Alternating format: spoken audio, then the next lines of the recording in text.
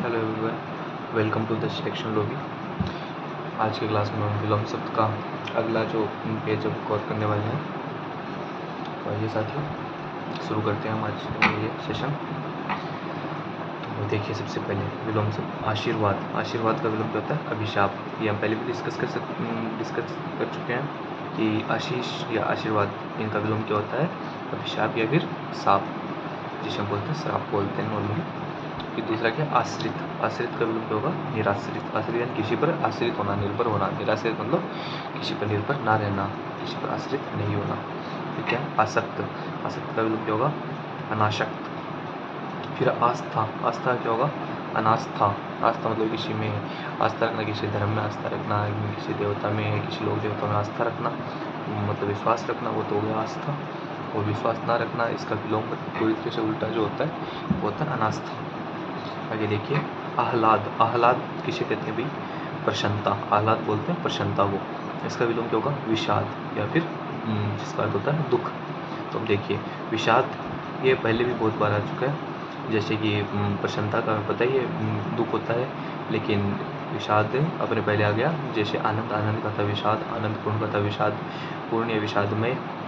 और एक पहले शब्द आ चुका है हमारे पास प्रसन्नता का। एक और पर्यायवाची शब्द बोल सकते हैं, वो आ चुका है प्रफुल्लता। प्रफुल्लता किसका था भाई?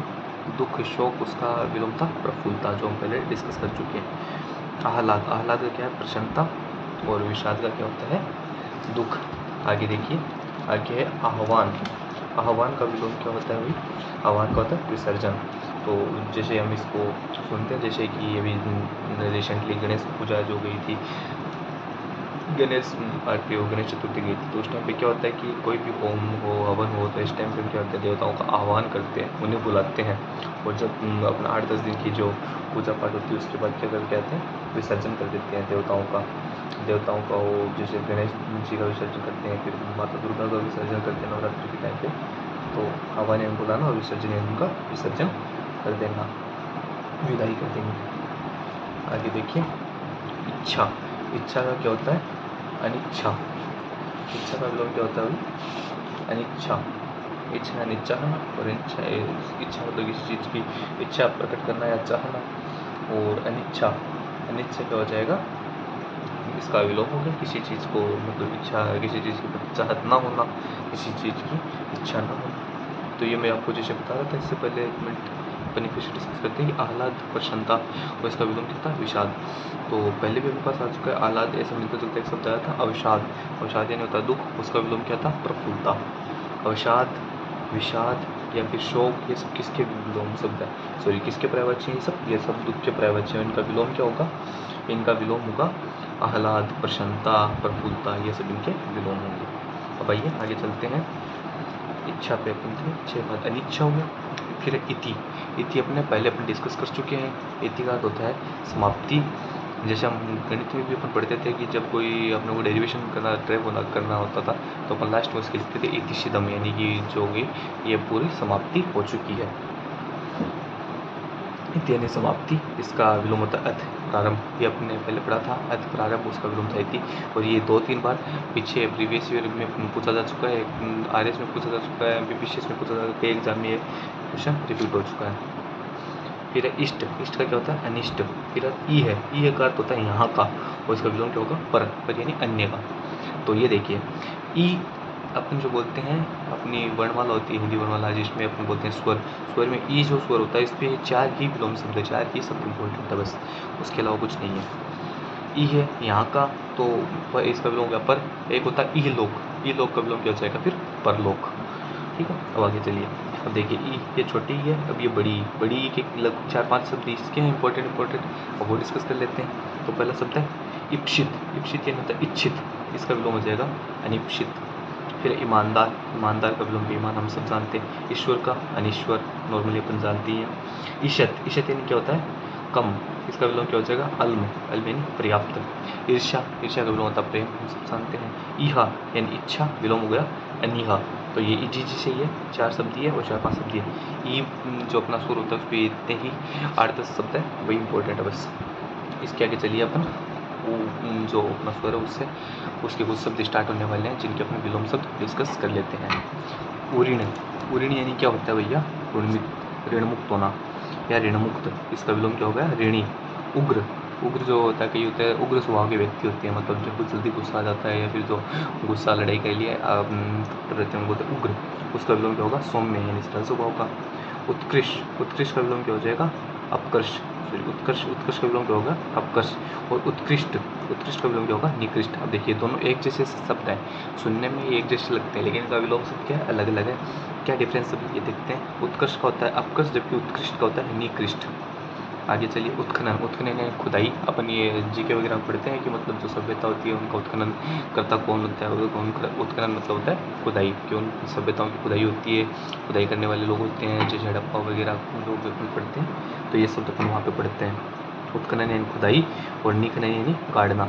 फिर उत्तम, उत्तम का अधम, ये भी अपन डिस्कस कर चुके हैं। पहले अधम था जिसका विलोम अपने को पूछा गया था, वो था उत्तम और श्रेष्ठ। अब यहाँ पे उत्तम दे दिया, उत्तम का हो गया अधम। उत्मरण, उत्मरण का क्या होता है? अर्थ ऋणदाता, इसका विलोम क्या हो जाएगा भाई? अधमरण यानी कि ऋणी। ये देखिए ऋणदाता और ऋणी, ऐसा एक शब्द अपने आज की क्लास में अपन पहले आ चुका है। ये देखिए ऊपर उऋण यानी ऋण मुक्त और इसका विलोम होता है ऋणी। अब यहाँ पे है उत्मरण, उत्मरण यानी ऋणदाता और अधमरण यानी ऋणी, तो दोनों जगह ऋणी ऋणी ही है। आगे चलिए। उत्तरायण, उत्तरायण अपन जानते हैं, वैसे तो अपन उत्तरायण किसको बोलते हैं? मकर संक्रांति वाले दिन को अपन उत्तरायण बोलते हैं। उत्तरायण का अर्थ होता है सूर्य का उत्तर दिशा की ओर होना, इसका विलोम क्या हो जाएगा? दक्षिणायन यानी सूर्य का दक्षिण दिशा की ओर होना। फिर उत्तीर्ण, उत्तीर्ण यानी पास होना, अनुत्तीर्ण यानी फेल होना। फिर क्या? उत्थान, उत्थान का विलोम क्या होगा भाई? पतन। उत्पतन, उत्पतन का विलोम क्या होगा? निपतन। उत्पतन का अर्थ होता है ऊपर उठना और निपतन का अर्थ क्या हो जाएगा? नीचे गिरना। आगे चलिए। उत्पत्ति, उत्पत्ति का क्या हो जाएगा? विलोम विनाश। उत्साह है, उत्साह का विलोम क्या होगा? निरुत्साह है। उद्याचल, अस्ताचल। उदात, उदात यानी ऊंचा, अनुदात तो इसका विलोम क्या होगा? नीचा। उदात का विलोम क्या हो गया? अनुदात। उदार, उदार का विलोम क्या होता है? कृपण। कृपण किसे कहते हैं भाई? उदार अपन जानते हैं किसे कहते हैं? उदार यानी लिबरल।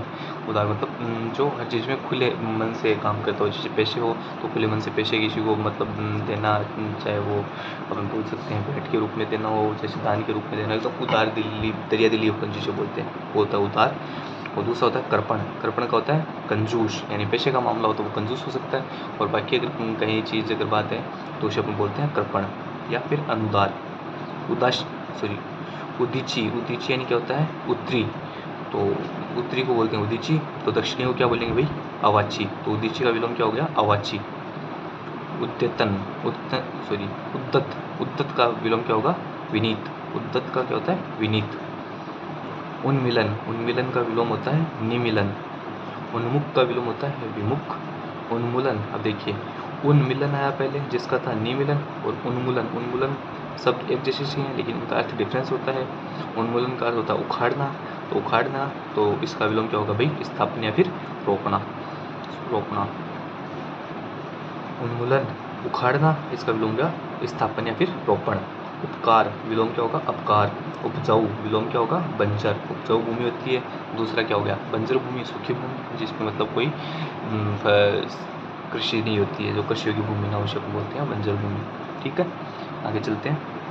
उपजीव्य, उपजीव्य किसे कहते हैं भाई?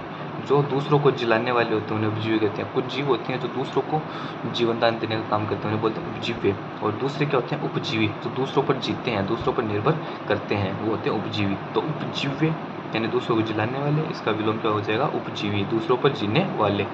आगे चलिए। उपत्यका, उपत्यका यानी पहाड़ के नीचे जो समतल भूमि होती है, जैसे पहाड़ होता है उसके नीचे की जो समतल भूमि होती है उसे बोलते हैं उपत्यका। और पहाड़ के ऊपर अगर कोई समतल भूमि है तो उसे क्या बोलेंगे? अधित्यका।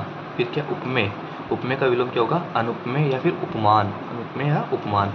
फिर उपयुक्त, उपयुक्त का विलोम क्या होगा? अनुपयुक्त। एक तो कोई चीज़ हमारे लिए उपयुक्त है, हमारे काम की है, दूसरा क्या होगा? अनुपयुक्त, जो हमारे काम की नहीं है। उपरितन यानी ऊपर स्थित, और अध्यस्तन, अध्यस्तन यानी नीचे स्थित।